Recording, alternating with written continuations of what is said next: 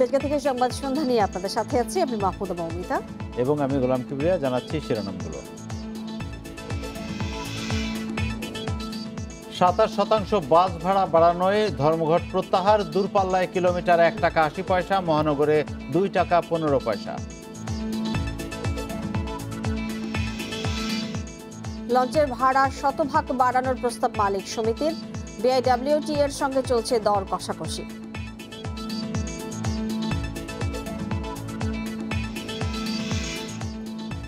হাসপাতাল থেকে বাসায় ফিরেছেন খালেদা জিয়া। নানা শারীরিক জটিলতায় চিকিৎসা নিলেন 26 দিন।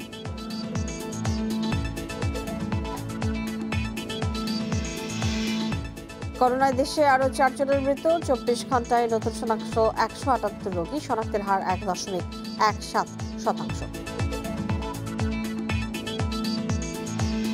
শুনছিলেন শিরোনাম, এবারে চলে যাচ্ছে বিস্তারিত খবরে।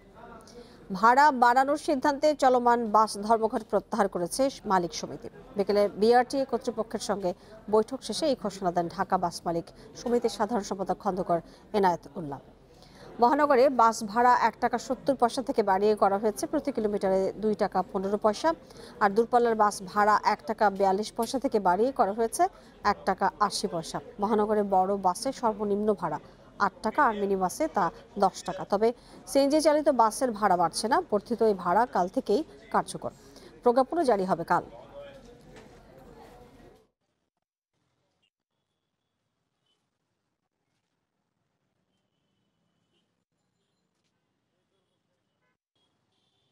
দূরপাল্লার ভাড়া বৃদ্ধি পেয়েছে 27%, আর ঢাকা মহানগরীর ভাড়া বৃদ্ধি পেয়েছে 26.5%। তো আমার এর বাইরে আমি আর একটা কথা বলবো, এখানে সিএনজি চালিত যে বাসগুলো আছে সেগুলা এই ভাড়া বৃদ্ধি তাদের ক্ষেত্রে প্রযোজ্য হবে না। জনগণের কথা বিবেচনা করে আমরা সর্বশেষ জায়গায় যতটুকু একবারে না হলে নয় সেই জায়গাটা আমরা মেনে নিয়েছি, সম্মত হয়েছি দেশের জনগণের স্বার্থে।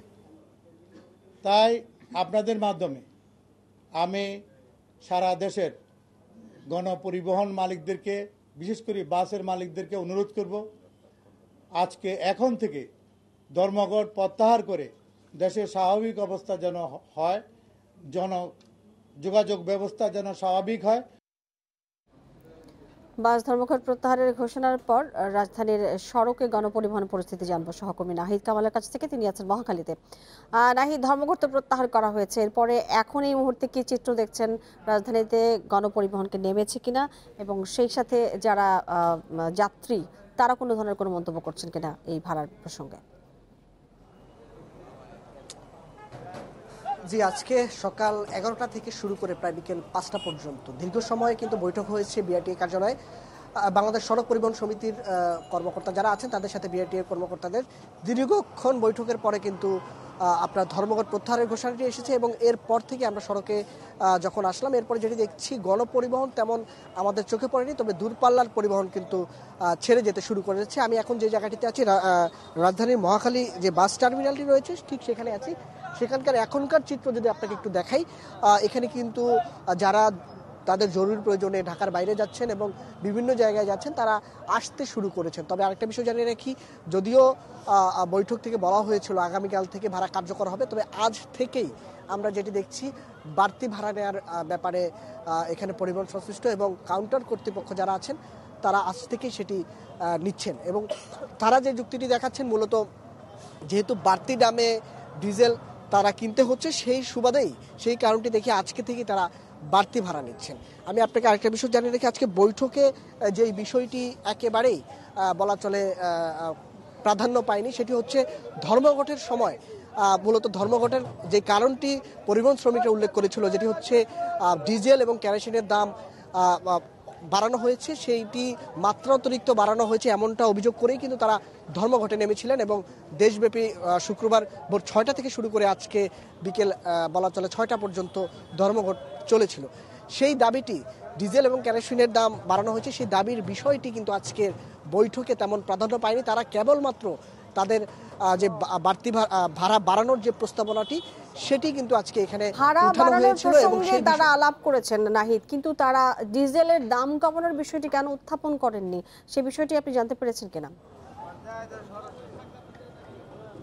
মূলত হচ্ছে যে বিষয়টি তারা যেহেতু শুক্রবার থেকে শুরু করে আজকে রবিবার পর্যন্ত যে সময়টি পেয়েছেন তারা কিন্তু এই সময়টির মধ্যে যেই বিষয়টি তারা তাদের আলোচনা তাদের সংগঠনের নেতাকর্মীদের সাথে আলোচনা যেটি এনেছেন এবং আমরা প্রশ্ন করেছিলাম আপনারা এই বিষয়টি নিয়েই তো আপনারা আন্দোলন করছিলেন বা ধর্মঘট করছিলেন, তাহলে কেন আপনারা এই বিষয়টি নিয়ে আলোচনা আজকে হয়নি বা এই বিষয়টি প্রাধান্য পায়নি? তারা যে বিষয়টি বলছেন, সরকার যেহেতু একটি প্রজ্ঞাপন দিয়েছে এবং বিশ্ববাজারে ডিজেলের দাম বাড়ানো হয়েছে, সেই বিষয়টি তারা মাথায় রেখেই বাড়তি ভাড়া বাড়ানোর দিকেই তারা কিন্তু গুরুত্ব দিয়েছেন এবং সেটি আজকের আলোচনায় প্রাধান্য পেয়েছে। আজকে এটি প্রাধান্য পাওয়ার কারণ যেটি দেখা যাচ্ছে, আমরা টার্মিনালে আসার পরে ইতিমধ্যেই যাত্রীদের সাথেও কথা বলেছি, তারা অনেকটা হতবাক, কারণ তারা যেটি দেখে এসেছেন ধর্মঘটের আলোচনা, ধর্মঘটের যে উদ্দেশ্য করা হয়েছিল, যে উদ্দেশ্যে ধর্মঘটটি করা হয়েছিল সেই উদ্দেশ্য কিন্তু বলা চলে সফল হয়নি। তারা জনগণ ভেবেছিল যে ডিজেলের দাম কমানোর ব্যাপারে আজকে এই আলোচনা বা বৈঠকে প্রাধান্য পাবে, কিন্তু সেটি কিন্তু এখানে পাওয়া যায়নি বলে কিন্তু আমরা দেখতে পেরেছি। নাহিদ, আপনাকে অনেক ধন্যবাদ আমাদের সাথে যুক্ত হয়ে এই বিষয়ে কথা বলবার জন্য। এদিকে পরিবহন ধর্মঘটের তৃতীয় দিনে চরম ভোগান্তিতে পড়েন সড়ক পথের যাত্রীরা। অফিস, আদালত, শিক্ষা প্রতিষ্ঠান সব খোলা থাকলেও গণপরিবহন বন্ধ থাকায় সিএনজি, অটোরিকশায় বাড়তি ভাড়ায় বা হেঁটে গন্তব্যে যান অনেকে। সবচেয়ে বেশি ভোগান্তিতে পড়েন ঢাকার বিভিন্ন হাসপাতালে আসা রোগীরা।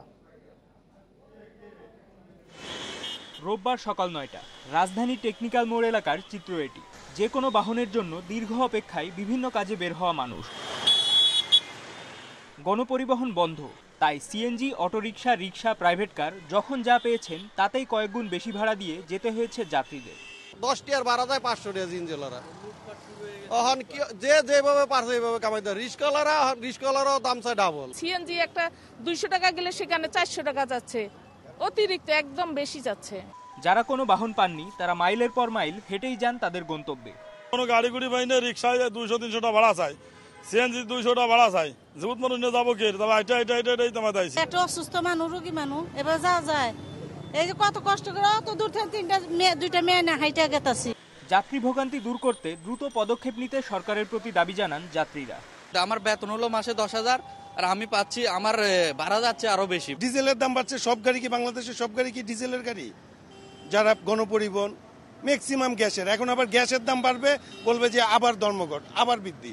ডিজেলের দাম প্রতি লিটারে 15 টাকা বৃদ্ধির সিদ্ধান্ত প্রত্যাহার বা ভাড়া পুনর্নির্ধারণের দাবিতে শুক্রবার থেকে বাস চলাচল বন্ধ করে দেয় পরিবহন মালিক সমিতি। মাহমুদুন নবী, ইন্ডিপেন্ডেন্ট নিউজ। ডিজেলের দাম বৃদ্ধিতে যাত্রীবাহী লঞ্চের ভাড়া শতভাগ বাড়ানোর প্রস্তাবের পর লঞ্চ মালিক সমিতির সংগঠন অভ্যন্তরীণ নৌ চলাচল সংস্থার সঙ্গে বৈঠকে বসেছে বিআইডব্লিউটিএ। বিকেল ৩টার দিকে রাজধানীর মতিঝিলে বিআইডব্লিউটি এর প্রধান কার্যালয়ে এই বৈঠকে সভাপতিত্ব করেন সংস্থার চেয়ারম্যান কমান্ডার গোলাম সাদেক।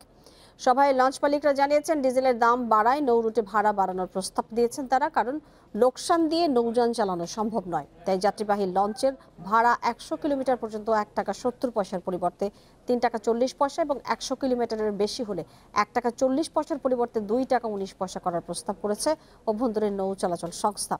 এদিকে বিআইডব্লিউটিএ বলছে, ২০১৬ সালে ডিজেলের দাম ৬৮ টাকা লিটার হওয়ার পরে ৩ টাকা কমানো হলেও তখন মালিক সমিতি ভাড়া কমায়নি, তাই এখন তা সমন্বয় করা হতে পারে। এদিকে সারা দেশে দ্বিতীয় দিনের মতো নৌ চলাচল বন্ধ। শতভাগ ভাড়া বাড়াতে বলছে তারা, তার পেছনে যুক্তিটা কি? আর বৈঠকে এ পর্যন্ত কোনো সিদ্ধান্ত পেয়েছেন?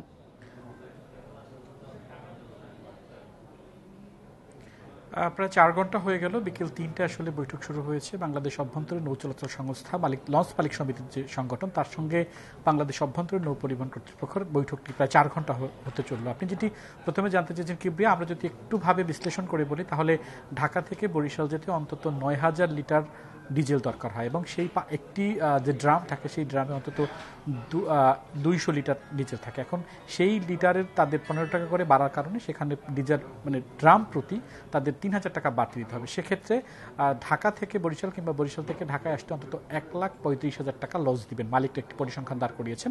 বিআইডব্লিউটিএ থেকে যেটি বলা হয়েছে যে তারা ১০০ কিলোমিটারের নিচে ১ টাকা ৬৭ পয়সা বাড়িয়ে সেটাকে ২ টাকা পয়সা করার যে প্রস্তাব করেছেন বিআইডব্লিউটিএ, সেটা 1 টাকা 57 পয়সাকে 49 পয়সা মাত্র বাড়িয়ে সেটি 2 টাকা 19 পয়সা নির্ধারণের একটি প্রস্তাব দিয়েছেন।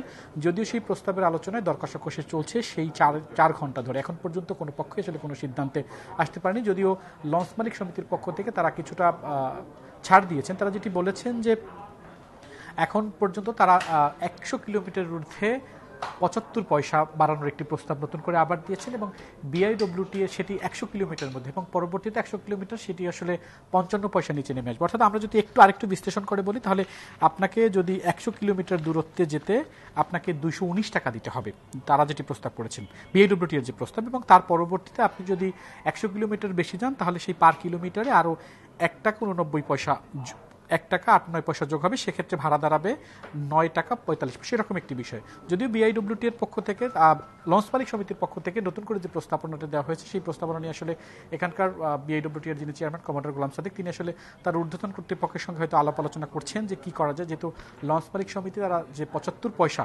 অর্থাৎ 1 টাকা 57 পয়সার সঙ্গে আরও 75 পয়সা, যেটি বিআইডব্লিউটি 49 পয়সা করে দিয়েছে, সেখানে আরও প্রায় তারা 30 পয়সা বেশি দাবি করেছেন এবং সেই দাবি নিয়ে আসলে কিন্তু আলাপ আলোচনা চলছে, দর কষাকষি চলছে, যার কারণে সেই বিষয়টা জানতে চাই। আমরা জেনেছি যে ইতোমধ্যেই বাসের ভাড়ার ব্যাপারে একটা সিদ্ধান্ত এসেছে এবং বাস মালিকদের পক্ষ থেকে বলা হয়েছে এই মুহূর্ত থেকেই তাদের ধর্মঘট উঠে গেছে এবং গণপরিবহন চলাচল শুরু হয়েছে।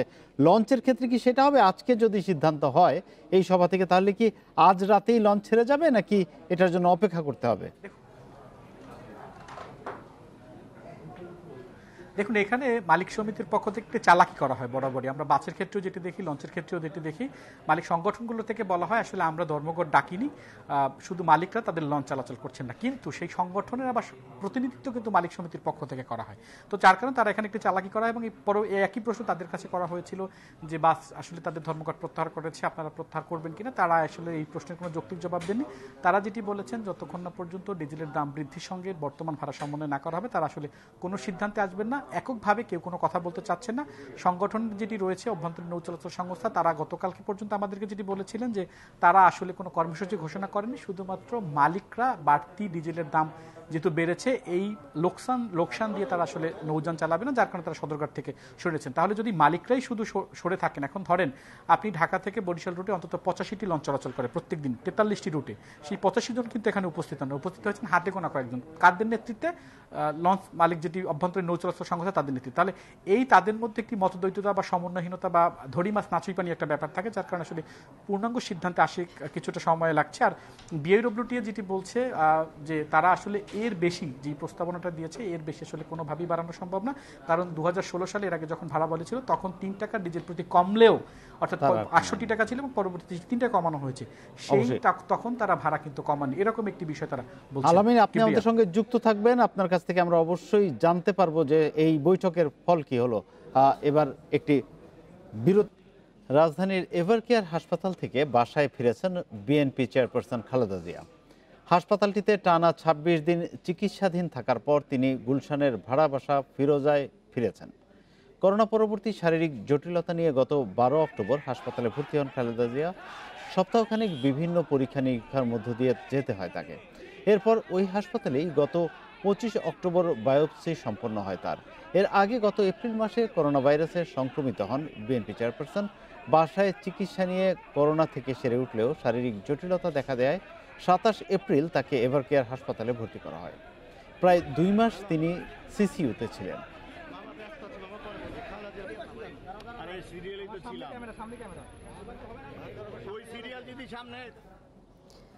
সব রাজনৈতিক দলকে সাথে নিয়ে ঐক্যবদ্ধ হয়ে আগামীতে সরকার বিরোধী আন্দোলন করা হবে বলে মন্তব্য করেছেন বিএনপি মহাসচিব মির্জা ফখরুল ইসলাম আলমগীর। সকালে জিয়াউর রহমানের সমাধিতে শ্রদ্ধা জানানোর পর এই কথা বলেছেন তিনি। 7 নভেম্বর উপলক্ষে বিএনপির প্রতিষ্ঠাতা জিয়াউর রহমানের সমাধিতে শ্রদ্ধা জানান বিএনপি নেতাকর্মীরা। এ সময় বিএনপি মহাসচিব সরকারের সমালোচনা করে বলেন, সরকার দেশের সব খাত নষ্ট করে দিয়েছে। মির্জা ফখরুল ইসলাম আলমগীর বলেছেন, গণতন্ত্রকে ধ্বংস করে বাংলাদেশকে ফ্যাসিবাদী রাষ্ট্রে পরিণত করেছে সরকার। দেশ পরিচালনায় সরকার ব্যর্থ এমন অভিযোগ করে বিএনপি মহাসচিব বলেছেন, সব ক্ষেত্রে অরাজকতা চলছে। খুন হচ্ছে, গুণ হচ্ছে, নির্যাতন হচ্ছে, একটা ভয়ঙ্কর একটা পরিস্থিতির সৃষ্টি হয়েছে। আজকে এই দিনে আমরা শপথ গ্রহণ করেছি যে আমরা এই দেশের মানুষকে একত্রিত করে ঐক্যবদ্ধ হয়ে সমস্ত রাজনৈতিক দল, সমস্ত সংগঠন মানুষকে ঐক্যবদ্ধ করে এই ফ্যাসিস্ট সরকারকে পরাজিত করে গণতান্ত্রিক রাষ্ট্র নির্মাণ করবার সেই আন্দোলন আমরা করব। কক্সবাজারের নির্বাচনী প্রচারণায় দুর্বৃত্তের গুলিতে আহত শ্রমিক লীগ নেতা জহিরুল ইসলাম শিকদার চট্টগ্রাম মেডিকেলে মারা গেছেন। এ ঘটনার প্রতিবাদে রাস্তা অবরোধ করে বিক্ষোভ করেছেন তার সমর্থকরা। এ সময় অপরাধীদের দ্রুত আইনের আওতায় আনার দাবি জানান বিক্ষোভকারীরা। কক্সবাজারের ঝিলংসা ইউপি নির্বাচনে মেম্বার প্রার্থী ছোট ভাইয়ের প্রচারে নেমেছিলেন জেলা শ্রমিক লীগের সভাপতি জহিরুল ইসলাম শিকদার। শুক্রবার রাতে শহরের লিংক রোডে দুর্বৃত্তের হামলায় গুলিবিদ্ধ হন তিনি ও তার ভাই কুদরত উল্লাহ শিকদার। রাতেই তাদের গুরুতর অবস্থায় পাঠানো হয় চট্টগ্রাম মেডিকেলে। 2 দিন চিকিৎসাধীন থাকার পর রোববার দুপুরে মারা যান জহিরুল। মারা যাওয়ার আগে আমাদেরকে বলে গেছেন ওনাকে হত্যা করেছে, আমরা সেটা প্রশাসনকে বলবো। আমরা মামলার কারণে নামগুলো বলছি না, কারণ তারা পালিয়ে যাবে। সব ছোটো ছোটো 3টে বাচ্চা রয়ে গেছেন। ওনার পরিবারের পক্ষ থেকে যারাই এই ঘটনা করুক না কেন, আমরা পরিবারের পক্ষ থেকে সর্বোচ্চ শাস্তির দাবি জানাচ্ছি। জহিরুলের মৃত্যুর খবরে বিক্ষুব্ধ হয়ে ওঠে তার কর্মী সমর্থকরা। সড়কে গাছের গুঁড়ি ফেলে ও টায়ার জ্বালিয়ে প্রতিবাদে নামেন তারা। এই অঞ্চলের সবচেয়ে জনপ্রিয় নেতা জহিরুল ইসলাম শিকদারের যে তাকে হত্যা করা হয়েছে, গুলি করে হত্যা করা হয়েছে, এটা কেউ মেনে নিতে পারছে না। খুনিকে ধরার জন্য, আইনের আওতায় আনার জন্য প্রশাসনকে দৃষ্টি আকর্ষণ করছি আমরা। প্রায় 4 ঘন্টা কক্সবাজারের সাথে চট্টগ্রাম ও টেকনাফের যোগাযোগ বন্ধ থাকে। পরে আইন শৃঙ্খলা বাহিনীর হস্তক্ষেপে পরিস্থিতি স্বাভাবিক হয়। অবশ্যই সুষ্ঠু তদন্ত হবে এবং সুষ্ঠু তদন্তের প্রেক্ষিতে অবশ্যই দোষী ব্যক্তিদেরকে বিচারের আওতায় আনা হবে। সেই প্রক্রিয়া চলমান রয়েছে, সকল সংস্থাগুলো কাজ করছে। এ ঘটনায় গুলিবিদ্ধ হয়ে আহত ইউপি সদস্য পদপ্রার্থী কুদরত উল্লাহ শিকদার এখনও হাসপাতালে চিকিৎসাধীন। Independent news desk. পূর্ণাঙ্গ রায় না পাওয়া পর্যন্ত দণ্ডপ্রাপ্ত আসামি শুকুর আলীর ফাঁসি কার্যকর না করার আদেশ দিয়েছে আপিল বিভাগ। আসামির আইনজীবী বিষয়টি আদালতের নজরে আনলে এই আদেশ দেয় আদালত। কুষ্টিয়ায় কিশোরী সাবিনাকে ধর্ষণের পর হত্যা মামলার আসামি তিনি। এ বিষয়ে আপিল বিভাগে শুনানি হবে 16 নভেম্বর। কুষ্টিয়ার দৌলতপুরে 2004 সালে কিশোরী ধর্ষণ ও হত্যা মামলায় আসামি করা হয় 5 জনকে। 5 বছর পর 5 জনকে মৃত্যুদণ্ড দেয় নারী ও শিশু নির্যাতন দমন ট্রাইব্যুনাল। হাইকোর্টেও বহাল থাকে এ রায়। তবে আপিল বিভাগে শুকুর আলীর ফাঁসি ও 3 জনের যাবজ্জীবন দেয়া হয়। গত 18 আগস্ট দেয়া আপিল বিভাগের রায়ের অগ্রিম আদেশ কারাগারে গেলে কারা কর্তৃপক্ষ দণ্ড কার্যকরে পদক্ষেপ নেয়। এর অংশ হিসেবে রাষ্ট্রপতির কাছে ক্ষমা প্রার্থনার আবেদন পাঠানো হলে তা নামঞ্জুর হয়। কিন্তু এখনও এ মামলার পূর্ণাঙ্গ রায় প্রকাশ হয়নি, ফলে পুনর্বিবেচনার আবেদন করা যায়নি। বিষয়টি আদালতের নজরে আনেন আইনজীবী। অনারেবল চেম্বার জাজ এটা এখন স্টে করে দিলেন। 18/2021 তারিখে যে অর্ডারটা দিয়েছে, অ্যাডভান্স অর্ডারটা দিয়েছে, যে শুকুরের যে সাজা বহাল রেখেছে সেটা শুকুরের ক্ষেত্রে থাকবে, স্টে থাকবে। আগামী 16/11/2021 তারিখে পূর্ণাঙ্গ বেঞ্চে এটা প্রেরণ করেছেন। শুনানিতে প্রধান বিচারপতি বলেন, এখন মৃত্যুদণ্ডের মামলাগুলো নিয়ে সমালোচনা হচ্ছে, পুরনো সব মামলার শুনানি এখন চলছে। পরে অ্যাটর্নি জেনারেলকে পূর্ণাঙ্গ রায় পাওয়ার আগে দণ্ড কার্যকর না করার পদক্ষেপ নিতে বলেন তিনি। Death sentence of Shukur Ali is confirm, এটা লেখা আছে, কিন্তু এটা যে পূর্ণাঙ্গ রায় বা ছোট রায় এটা তো আর ওরা বোঝেনি। রায়ের পূর্ণাঙ্গ কপি না পাওয়া পর্যন্ত ওনারা যেন কখনো কোনো ফাঁসি কার্যকর না করে, রায়ের পূর্ণাঙ্গ কপি পাওয়ার পরে করার জন্য সেই অনুযায়ী আমি সবাইকে জানিয়ে দিই। আদালত বলছে যে 3 আসামির সাজা কমিয়ে যাবজ্জীবন কারাদণ্ড দেয়া হয়েছে তাদের জন্য আগাম আদেশ দেয়া হয়। তাদেরকে কন্ডেম সেল থেকে সাধারণ সেলে স্থানান্তর করার আদেশ দেয় আপিল বিভাগ। জান্নাতুল ফেরদাউস তানভি, ইন্ডিপেন্ডেন্ট নিউজ, ঢাকা। দেশে করোনায় আরও 4 জনের মৃত্যু হয়েছে। এ নিয়ে মোট প্রাণহানি হল 27,895 জনের। 834টি ল্যাবে 24 ঘন্টায় 15,234 নমুনা পরীক্ষায় করোনা শনাক্ত হয়েছে। 178 জনের পরীক্ষা বিবেচনায় শনাক্তের হার 1.17%। রোববার স্বাস্থ্য অধিদপ্তরের বিজ্ঞপ্তিতে জানানো হয়, দেশে মোট করোনা আক্রান্তের সংখ্যা দাঁড়ালো 15,71,3 13 জনে, সুস্থ হয়েছেন আরও 190 জন। এ নিয়ে মোট সুস্থ 15,34,825 জন। লঞ্চের ভাড়া বাড়ানোর সিদ্ধান্তের পর মালিক সমিতির সঙ্গে বৈঠক করেছে বিআইডব্লিউটি। আমরা সরাসরি সেখানে চলে যাচ্ছি। বর্তমানে প্রসপেক্ট সবকিছু চিন্তা ভাবনা করে মালিক ভাইদের সঙ্গে যথাসম্ভব আলাপ আলোচনা করেছি। আশা করি তারা সবাই এই মুহূর্ত থেকে তাদের যে কাজ করার অনীহা ছিল, যে কারণে তারা বলেছিলেন যে আমাদের পক্ষে আর লাভজনক নাই, সুতরাং আমরা আর জাহাজ চালাতে পারবো না, এবং তারা প্রত্যেকে নিজ নিজ সিদ্ধান্তে গতকাল থেকে জাহাজ পরিচালনা বন্ধ করে দিয়েছিলেন।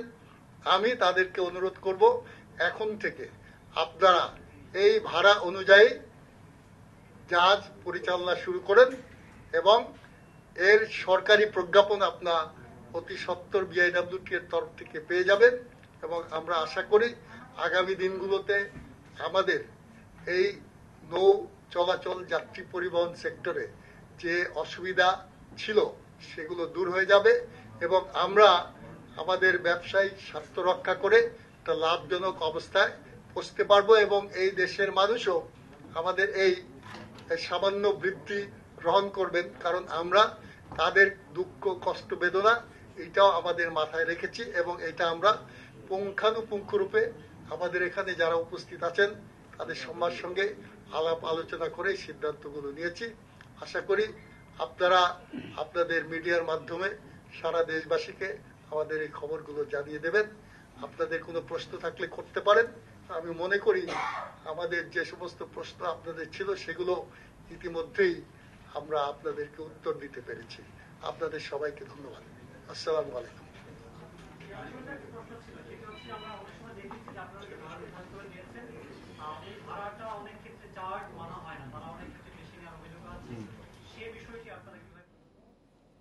লঞ্চের বাড়তি ভাড়া নিয়ে ব্রিফিংটি দেখছিলাম। যাচ্ছি পরের প্রসঙ্গে।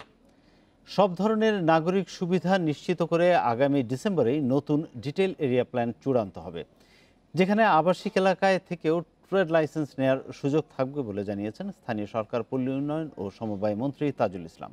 সকালে রাজধানীর একটি হোটেলে গবেষণা সংস্থা সিপিডি আয়োজিত এক কর্মশালায় একথা বলেন তিনি।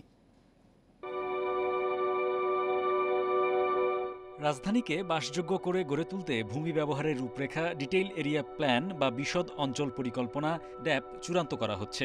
এতে আবাসিক ভবনের উচ্চতা কঠোরভাবে তদারকির পাশাপাশি পর্যাপ্ত জায়গা উন্মুক্ত রাখা, জলাভূমি সংরক্ষণ এবং কৃত্রিম জলাধার তৈরিসহ থাকছে নানা উদ্যোগ।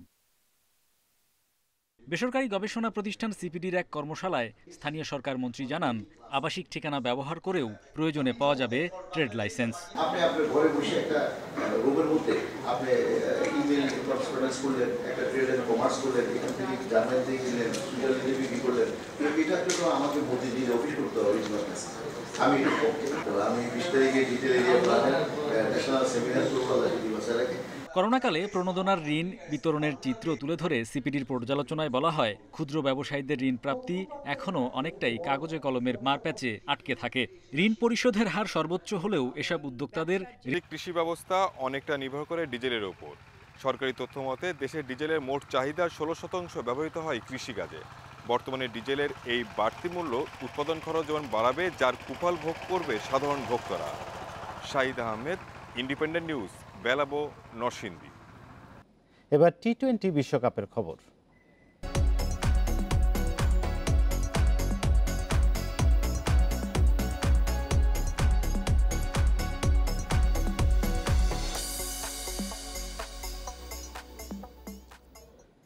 টি-20 বিশ্বকাপে আফগানিস্তানকে 8 উইকেটে হারিয়ে সেমিফাইনালে নিউজিল্যান্ড, তাতে নিশ্চিত হলো ভারতের বিদায়।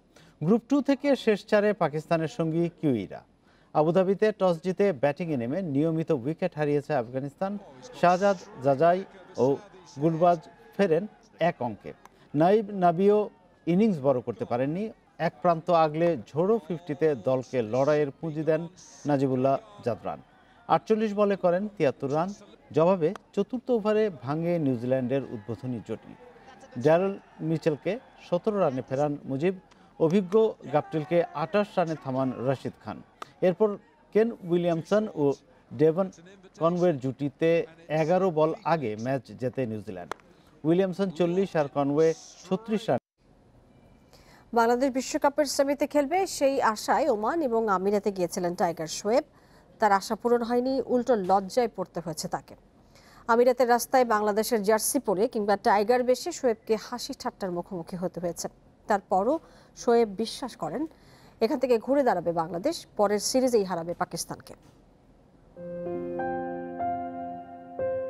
অন্যের চেয়ে স্বপ্নটা একটু বড়, আশা প্রত্যাশাও অনেক। তাই তো বাংলাদেশের সাফল্য দেখার বাসনা নিয়ে সংগ্রাম করে টাইগারদের সঙ্গী হয়েছিলেন টাইগার শোয়েব। প্রথম দফায় ওমানের ভিসা না পেলেও আশা ছাড়েননি। চেষ্টা আর তামিমের সহায়তায় জটিলতা কাটিয়ে ওমানের পর আমিরাতের গ্যালারিতে ছিলেন। সৌম্য লিটনরা বাড়িতে ফিরলেও শোয়েব এখনও বিশ্বকাপের শহরে, যেখানে বিভিন্ন দেশের সমর্থকদের কাছ থেকে শুনতে হচ্ছে দল নিয়ে হাসি তামাশা। বাংলাদেশ সেমিফাইনাল খেলবে, আর যে টিম সেমিফাইনাল খেলবে সেই টিম ফাইনালে খেলতে পারে। তো ওই আশা নিয়েই আসলে 16 তারিখের বিমানে টিকিট করেছিলাম। তো এখন আসলে এই কয়েকটা দিন এখন যেখানে যাই সেখানেই লজ্জা পাই, কষ্ট পাই, জার্সি পরে বের হই। আর আমার তো একটা অভ্যাস, যখন দেশের বাইরে আসি জার্সি পরেই ঘুরি, জার্সি পরেই আমি সব জায়গায় যাই। তো এখন অনেক লজ্জা দেয় যারা, বিশেষ করে যারা পাকিস্তান আছে, ইন্ডিয়ান আছে, আপনার শ্রীলঙ্কান, তারপর হচ্ছে আফগানিস্তান। সাকিব বলেছিলেন বাংলাদেশ খেলবে সেমিতে, সেই ভরসাতেই ফাইনাল পর্যন্ত আমিরাতে থাকার ব্যবস্থা করে রেখেছিলেন। হয়েছে উল্টোটা, সবার আগে দেশে ফিরেছে বাংলাদেশ দল। স্কটল্যান্ড নামিবিয়ার চেয়েও খারাপ খেলা বাংলাদেশকে নিয়ে স্বপ্ন দেখা ছাড়ছেন না টাইগার ক্রিকেটের বড় এই সমর্থক। আমি বলবো যে আসলে হারলো বাংলাদেশ, জিতলো বাংলাদেশ, কেউ আসলে ইচ্ছা করে খারাপ করে না। তাদের সামনে যান, তাদের সাথে কথা বলেন, তাহলে বুঝতে পারবেন। দেয়ালে পিঠ থেকে যাওয়া টাইগাররা ঘুরে দাঁড়াবে, সামনে পাকিস্তান সিরিজেই দুর্দান্ত সাফল্য এনে দেবে বিশ্বাস শোয়েবের। Mazharul Islam, independent news, Dubai, সংযুক্ত আরব আমিরাত।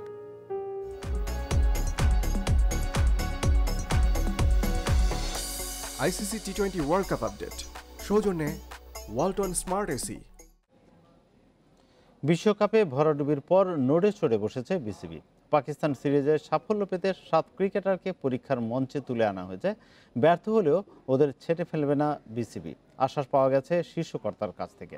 নতুন চ্যালেঞ্জে শান্ত সাইফদের যথেষ্ট সময় দিতে চান জাতীয় দলের টিম ডিরেক্টর খালেদ মাহমুদ সুজন। পাকিস্তান সিরিজকে সামনে রেখে আজ থেকে শুরু হয়েছে অনুশীলন।